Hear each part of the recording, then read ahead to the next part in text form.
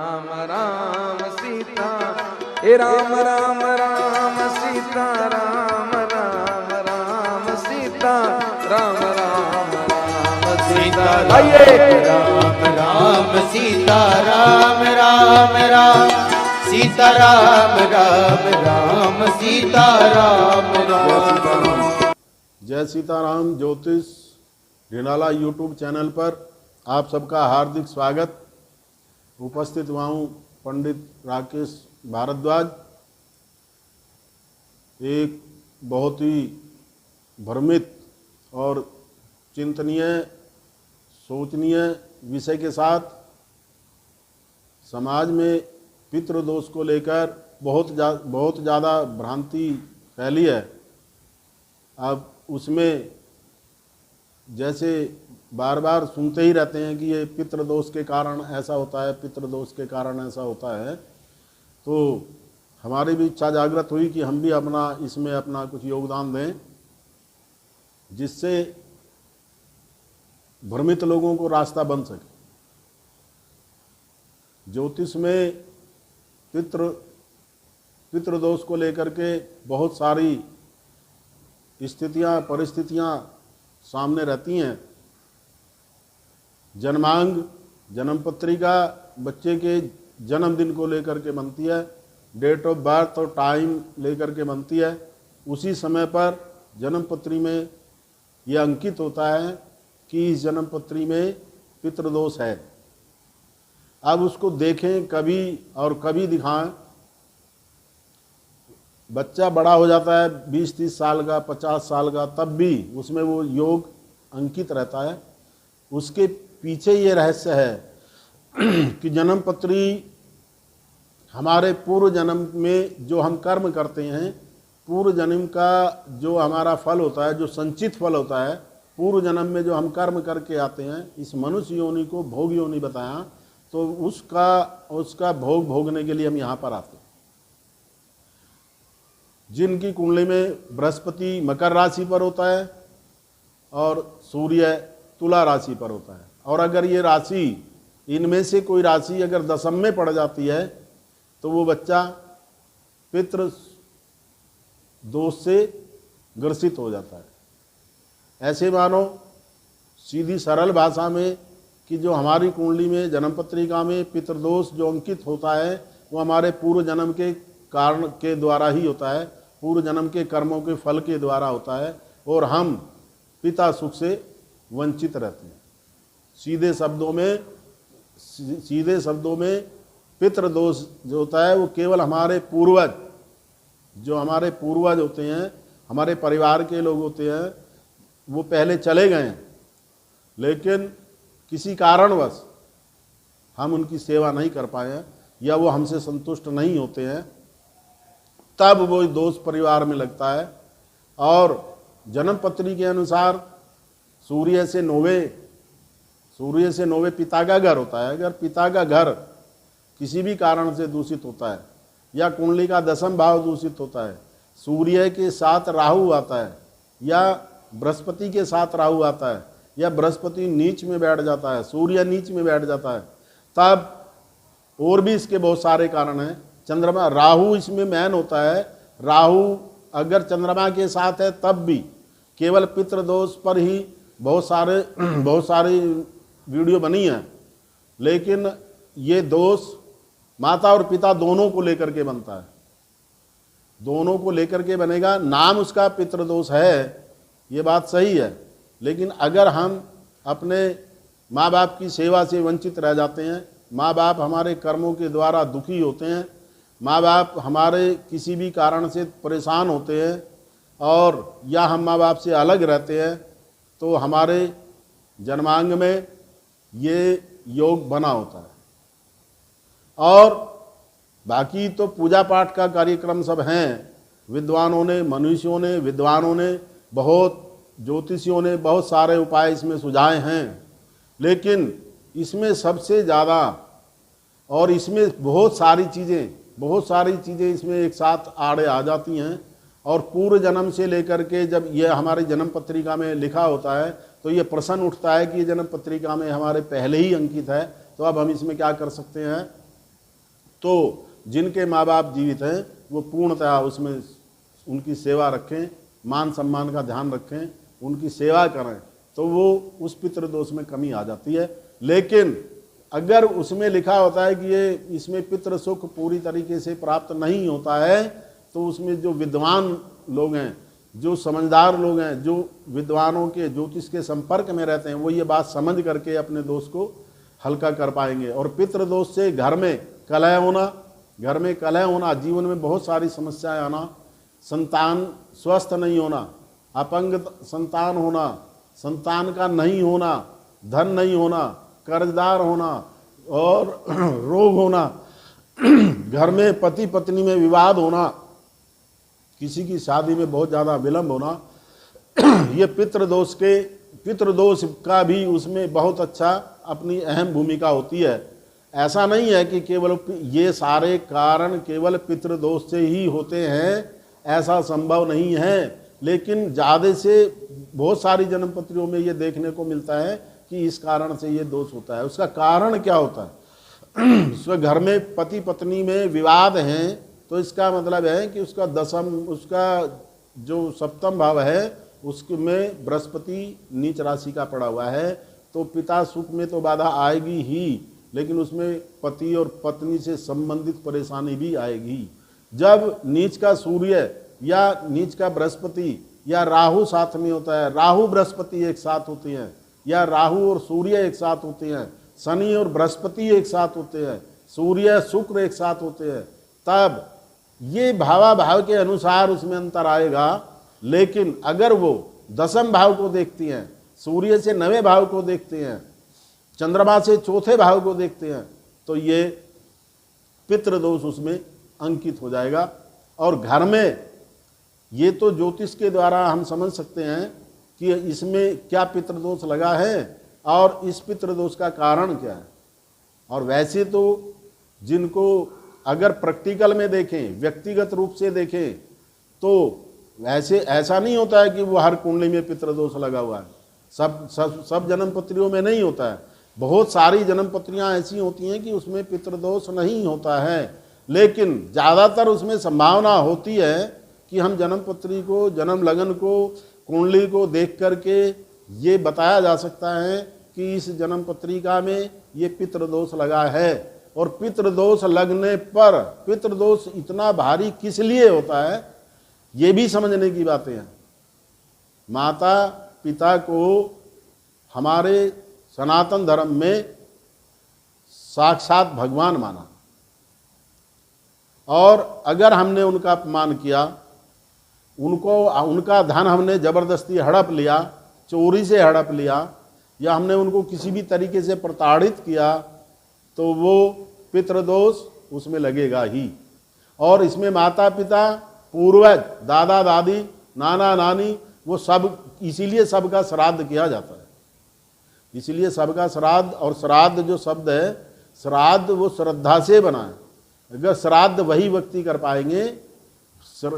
पाएंगे कि जो सनातन धर्म में रहकर भी वही लोग श्राद्ध कर पाते हैं, जिनकी माता पिता या पूर्वजों से अपनी श्रद्धा जुड़ी होती है।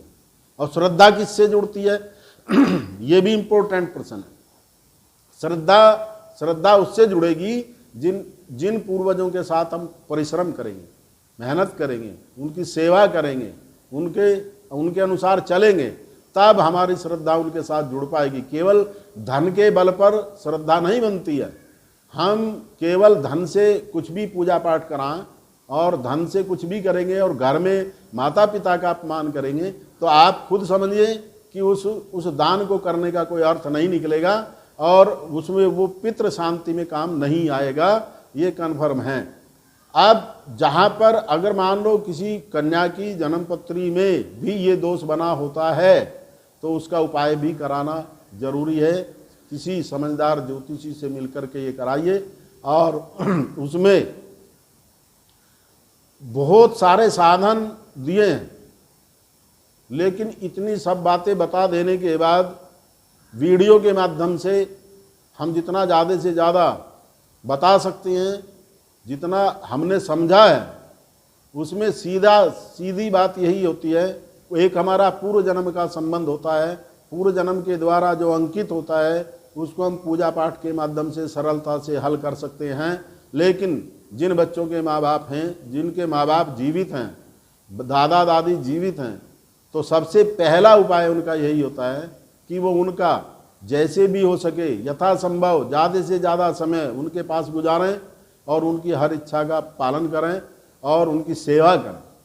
केवल ऐसा कर देने से ही अगर ये भाव आपके अंदर है तो वो जन्म पत्रिका में भी नहीं होता है कि इसमें पितृदोष है, लेकिन वो पहले से मन में भाव ऐसे बन जाता है, ऐसा सिस्टम उसमें बना होता है। और ये समझने की बातें हैं, ये केवल एक बहुत सारे लोग होते हैं वो श्राद्ध करते ही नहीं है, श्राद्ध पर विश्वास ही नहीं करते हैं। अब उनको समझाना बहुत मुश्किल है, उनको नहीं समझाया जा सकता है, लेकिन इतना जरूर है कि अगर जिसकी जन्म पत्रिका में यह योग बना हो तो उसके लिए मैं कुछ उपाय बता रहा हूँ। वो उपाय आप सरलता के अनुसार करिए, उसको खुद भी कर सकते हैं और संभवतः जैसे जितना ज़्यादा से ज़्यादा हो सके उतना करना। सबसे उसमें अमावस्या को ब्राह्मण को भोजन कराना, कन्या को भोजन कराना, गौ को भोजन देना और कुत्ते को भोजन देना और कौवों के लिए भोजन देना, और पीपल के ऊपर दूध, काला तिल, जल और बूरा ये मिला करके दोपहर के समय पीपल के वृक्ष पर चढ़ाना। ये और श्राद्ध में श्राद्ध करना, जैसे जैसे श्राद्ध के जो नियम होते हैं हमारे परंपरा के अनुसार, हमारे सबके अपने अपने कुलों में अलग अलग आचार विचार होते हैं, अपने पूर्वजों से सलाह ले करके श्राद्ध करना और पूरी श्रद्धा के साथ श्राद्ध करना। ऐसा नहीं होता है, वास्तविकता में विवाह संस्कार होता है तो वहाँ पर 3 पीढ़ियों का नाम उच्चारण करते हैं। हमारे धर्म में ये माना जाता है कि वहाँ पर हमारे पूर्वज सूक्ष्म रूप से उपस्थित होते हैं, तो उनका संकल्प भी कराया जाता है, वहाँ पर साखोचार भी बोला जाता है। जब हमारा ये श्राद्ध, जब हम श्राद्ध करते हैं तो श्राद्ध में भी देवता लोग यहाँ पितृलोक से हमारे आसपास जमीन पर विचरण करते हैं और अपना जो भी आप श्राद्ध करते हैं उसको ग्रहण करते हैं। उससे परिवार में प्रसन्नता आती है। जिनकी कुंडली में ये दोष लगाए हैं उनको बहुत सारी बाधाओं का सामना करना पड़ता है, उनको बार बार असफल होना पड़ता है। और अगर आदमी अहंकारी हो, जिद्दी टाइप का हो कि मुझे उनमें विश्वास नहीं करता है, नहीं मानेगा, तो उसको तो बहुत ज़्यादा समस्याएं होती हैं, क्योंकि उसको समझाना बहुत मुश्किल होता है। लेकिन अपने पितरों को, अपने माता पिता को, अपने पूर्वजों को जो हमारे परिवार से चले गए, उनके लिए श्राद्ध हमारे 16 दिन का पक्ष बनाया है। इस 16 दिन में श्राद्ध करना जरूरी है। बाकी जितने अपने पूर्वज अपने साथ रहते हैं उनका भरसक सेवा करना, उनका सम्मान करना और उनकी बताए रास्ते पर चलना, उनका किसी भी तरीके से हो सके, जैसे भी हो सकता है, जितना कर सकते हैं, अगर आप प्रसन्न रखते हैं तो आपको पितृदोष नहीं लगेगा। ये पितृदोष केवल वहीं पर लगता है जहाँ पर हम गलती करते हैं। ये अपने आप किसी से पूछने की ज़रूरत नहीं है, इसमें हम खुद समझ सकते हैं कि अगर हमसे कोई अपराध बन पड़ा है, हमने अपने माता पिता के लिए, पूर्वजों के लिए कोई अपशब्द कह दिए हैं, या हमने कुछ इस तरीके से व्यवहार कर दिया है कि उनका मान सम्मान को दिक्कत होती है, तब समझो कि हमारे पितृदोष होता है। घर में झगड़ा होता है और शांति नहीं होती है, तब भी पितृदोष का कारण होता है। उसके पीछे वैज्ञानिक रिसर्च भी है, ज्योतिष का रिसर्च भी है। बृहस्पति नीच का होने पर बृहस्पति को जीव का कारक माना जाता है, इसलिए संतान होने में दिक्कत होती है। इसलिए ऐसा नहीं है कि वो ऐसा कोई सिस्टम नहीं है कि वो डायरेक्ट ऐसे कुछ हो जाएगा। ऐसा नहीं है कि जन्म पत्री खोलो और उसमें पता चला बगैर देखे ही बोल दिया, कि ऐसे नहीं होता है। वो जो जिस घर में बैठा होता है, अगर पितरों से कारक ग्रह कहीं पर भी पीड़ित है और विशेषकर दशम में पीड़ित है, सूर्य से 9वें भाव में पीड़ित है, चंद्रमा से 4थे भाव में पीड़ित है, तो उसको पितृदोष लगेगा ही और उसको पितृदोष का उपाय करना चाहिए। और जो जो उपाय हमने बताए हैं इसमें श्राद्ध करना, नियम सिस्टम से करना और क्षमा प्रार्थना करना। सारे उपायों की जड़ है क्षमा प्रार्थना करना। अपने माता पिता के चरणों में दंडवत प्रणाम, गलती होने पर दंडवत प्रणाम करिए। जिनके माता पिता नहीं हैं वो श्राद्ध पर ये सब कुछ करें, श्राद्ध भी करें और उसके बाद दंडवत प्रणाम भी करें, तो इस पितृ दोष से मुक्ति मिल जाएगी। और अगर पितृ दोष से मुक्ति नहीं मिलती है और पितृ दोष कुंडली में होता है तो बाकी अच्छे ग्रह भी ज़्यादा अच्छा फल नहीं दे पाएंगे। पितरों का अपमान करना, क्योंकि हमारे सनातन धर्म में माता पिता को, पूर्वजों को, दादा दादी को साक्षात भगवान की संज्ञा दी गई है। और भगवान का अपमान करने का अर्थ मानो कि सारे ग्रह अपने आप कुछ भी फल नहीं दे पाएंगे। इसलिए बार बार आप सबसे ये निवेदन है कि चलो जितना अज्ञानतावश जैसे होता है वो ठीक है, वो हो गया, लेकिन आगे से पितृदोष को विशेषकर चुनौती दें कि पितृदोष हमारे भाग्य में नहीं जुड़े और हम आगे प्रगति के पथ पर चलते जाएं। और इस योग से बचने के तो कारण बहुत हैं, बहुत सारे ज्योतिषी उसमें आपको बता सकते हैं, बहुत सारे पंडित बता सकते हैं।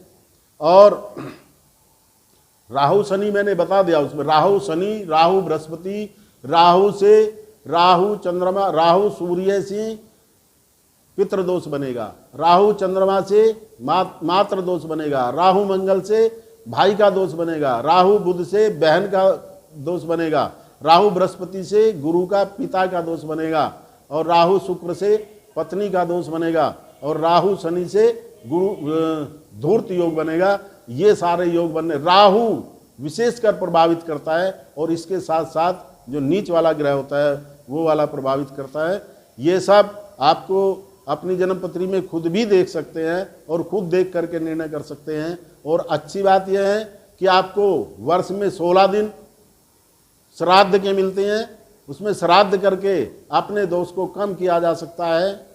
पितृ गायत्री करके या पितृ गायत्री करा के, नवग्रह पूजन करा के तब उसको शांत किया जा सकता है। उसको शांत कराना अनिवार्य है। जब तक अगर पितृदोष बना है, पितृदोष कुंडली में बना है, तो उसमें बाकी ग्रह भी अच्छा फल नहीं दे पाएंगे। ये कन्फर्म है। और इसमें जैसे भी हो सके अमावस्या को श्राद्ध में पितृ शांति के लिए अपने पूर्वजों के द्वारा, अपने पंडित के द्वारा जो जो भी साधन बताए जाते हैं वो करते रहें और अपना जीवन सुखी बनाएं। और जय सीताराम ज्योतिष ढिंडाला यूट्यूब चैनल को लाइक करें, शेयर करें, सब्सक्राइब करें और कमेंट में जय सीताराम जरूर लिखें। विशेषकर आपसे यही निवेदन है कि कमेंट में जय सीताराम जरूर लिखें, तो मुझे भी लगेगा कि मेरी मेहनत चलो कुछ सफल हो रही है। जय सीताराम लिखने पर संतुष्टि मिलती है कि हाँ जय सीताराम लिखा। बोलिए राजा रामचंद्र भगवान की जय।